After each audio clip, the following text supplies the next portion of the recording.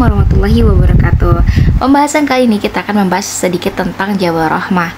Jadi dari perkemahan Arafah, jamaah haji bisa melihat sebuah bukit yang di puncaknya itu terdapat tugu. Nah, bukit tersebut itu lebih dikenal dengan nama Jabal Rahmah.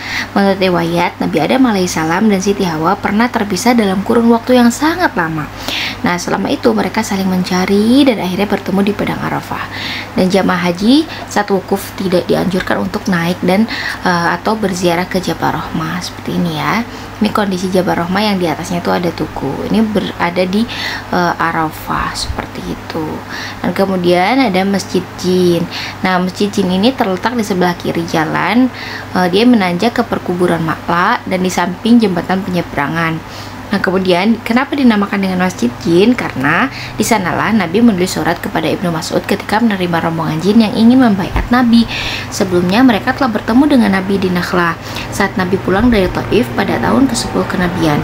Disebut juga Masjid Al-Haras dan dibangun kembali pada tahun 1421 Hijriah. Masya Allah. Dan keberadaan Masjid Jin ini berkaitan dengan riwayat tentang jin yang dijelaskan dalam Quran surah Al-Ahqaf ayat 29-32.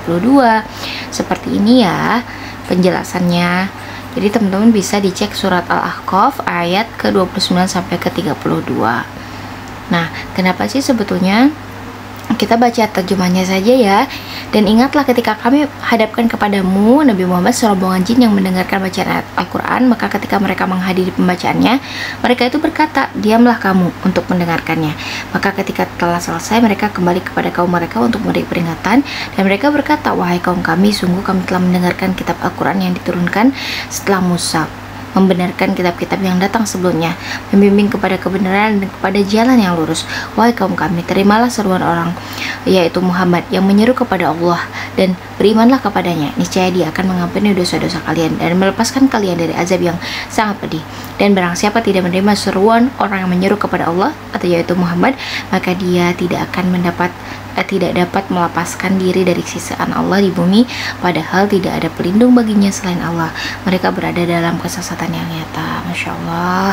Inilah Masjid Jin di kota Mekah. Jadi begitu kira-kira penjelasannya kenapa disebut dengan nama Masjid Jin. Oke, penjelasan selanjutnya nanti kita akan bahas di next video. Thank you for watching my video. Jangan lupa like, share, dan subscribe. Wassalamualaikum warahmatullahi wabarakatuh.